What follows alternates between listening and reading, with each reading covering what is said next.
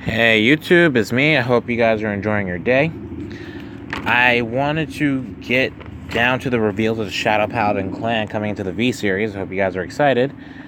And I also wanted to make a bit of a response video to Hunter Serge about Blaster Dark being quote-unquote useless. And I have a couple of reasons why I would disagree. So, before we even get to that, we're starting off with Pulverizing Knight Damon. He's a grade 3 with a Force Gift. Auto Rear. When it attacks a Vanguard, if you have more rear guards than your opponent, it gets 5,000 powers to the end of the battle. So if it's on a Force Gift, it's on 13. And if it uses a skill, it gets an extra 5k, which is not bad, I guess, but it's not really saying all that much in the long run. After that, we have Knight of Isolation Oengus. He's basically the same, almost the exact same thing, almost. Counterblast, Rearguard. During your turn, if you do not have any other rearguards, this unit gets 10,000 power. So he can be a 30k by himself if he's on a Force Gift. Not bad. I like this one. Nightmare Painter. What we basically had back then. Auto Rearguard. When placed, put a grade 1 or less card from your drop zone into your soul. And this unit gets 3,000 power to the end of the turn. I'm not sure what we can do with that until we see what we have later on. Maybe they might probably do things from the soul. I'm not sure. And we have Skullwitch Nevin, who was originally a grade 2 sorry. Her skill is Rest her. Search your deck for up to one card with 5,000 power. Call it to an open rearguard circle and shuffle your deck. This ability can be used up to one time each turn, even with the cards with the same name. So this way it's pretty balanced. You can't like mass produce Nevin and actually just start your board with Nevin, basically. I like it. I see a combo with Full Bow Diablo if you do that. I'm just putting it out there. After that, we have Knight of Darkness Rugos. If you have 6 or more units, this unit gets grade +1 and 3,000 power with the ability to intercept. So he becomes a grade 2. He gains the original power that he had originally as a 10k when he was first made, and the ability to intercept. Maybe they did this because you're mainly going to be calling grade 1s. Can't say much. I think it's interesting, though. And I will agree with Hunter Surge on this one about Blaster Javelin. When placed, if you have another grade or less rearguard, draw a card, and another grade 1 or less, sorry. Draw a card, and this unit gains 3,000 power to the end of the turn. So it's essentially like Allen. That it just requires another grade 1 to be present at that time when you use this skill. For a counterblast 1, not bad.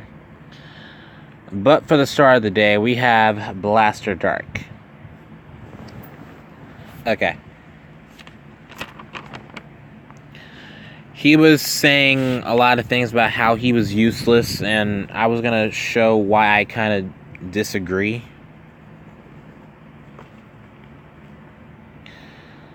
For his first skill. When placed, cost counterblast 1, your opponent chooses one of his or her rearguards and retires it. So, it's on my pro and con list, which I'm about to read to you right now. The con is, it's pretty stupid that your opponent chooses. Maybe they did it to differentiate it from Blaster Blade in a bit, because maybe it was gonna pop units in the back row that probably could have been important. I'm not sure. But yeah, I will agree with Hunter Surge that it is kind of stupid. That's not all that great. And another con, used to play, if you're, depending on who you play, like Oracle Think Tank or Tachikaze, cards you have to watch out for is Blytops and Promise Daughter. Promise Daughter cannot be retired by any means. Blytops, if it has armed gauges under it, you are helping your opponent plus, making it harder for you to get through. But at the end of the day, Blytops, which I kind of do disagree in this part here, Blytops has to have armed gauge, because Blytops can't necessarily generate armed gauge by itself. You have to use like that Savage Grade 2 card or Sonic Noah. Anything other than that, your opponent might choose something else and then save Blytops on the board for later. But that's something I just wanted to point out. Now there are pros to this.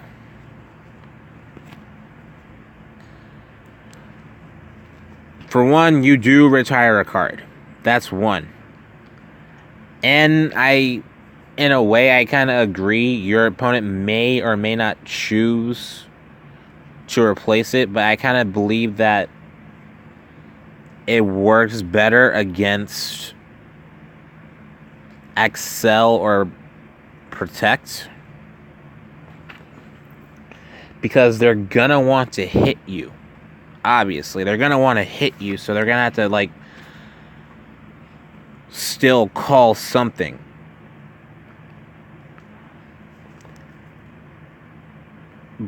And it does, like, for my next pro, and it's mainly in Premium Standard, it forces your opponents to call a unit in a way, or gives them an option for units that they kind of want to keep and not get blown up. So, like, as we know, Blaster Dark lets the opponent choose which unit gets blown up. Okay. In Premium, you're mainly probably going to be using Forerunners, most likely. If they have one card on the board, which happens to be the Forerunner, and they don't call anything, Blaster Dark will be able to retire that Forerunner, unless they call something else to the board.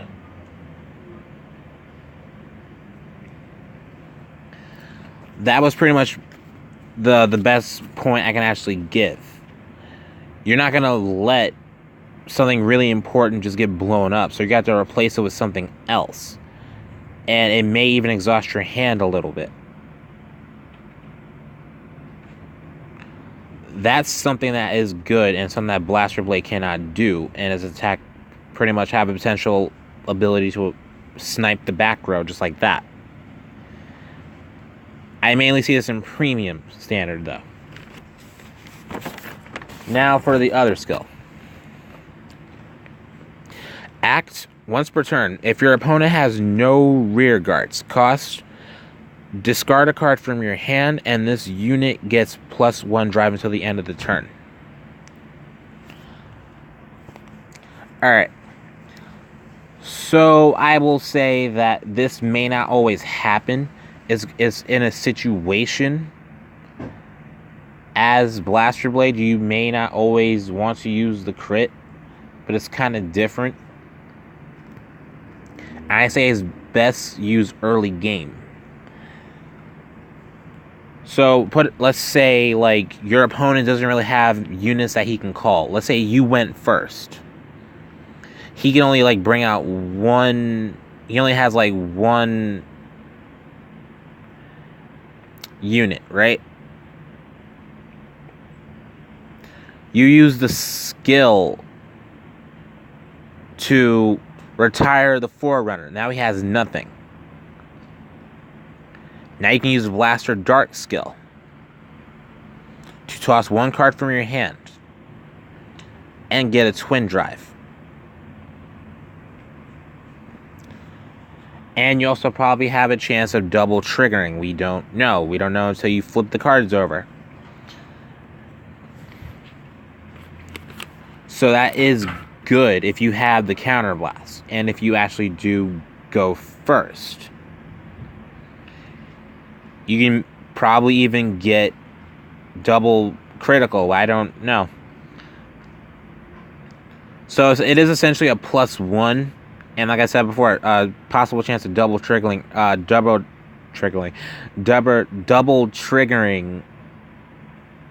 early. I cannot talk today. What the hell? Alright. Another pro. It forces your opponent to call cards to prevent you from using the skill. But at the same time, the lowering of their guard. To also make a decent attacking formation. And when I'm saying this, I'm looking at Excel and Protect.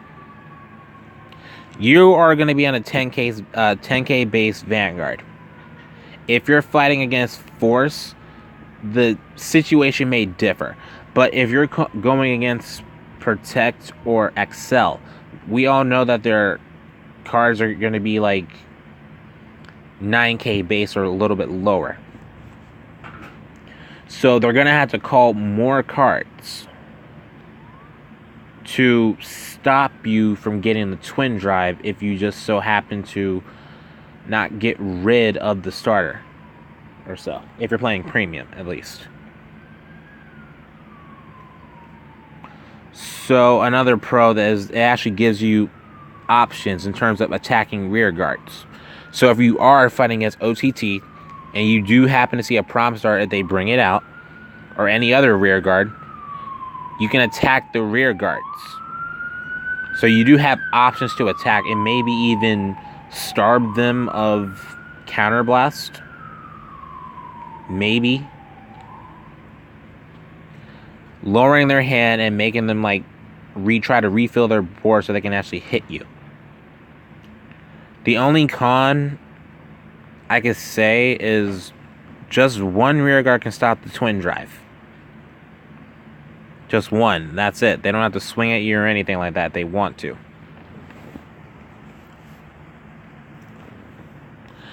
So, overall, I could say that Blaster Dark is not useless.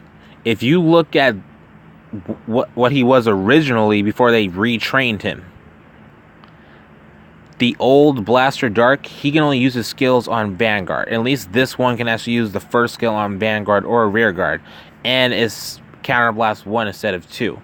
Which is actually totally fine. And at least it's not like you Counterblast 1 and Soul Blast 1 like Blaster Blade's doing with his skill. I'm not going to say he's the greatest card out there. I'm not going to say he's terrible. I really can't say much because we don't know what the rest of the support is at the moment.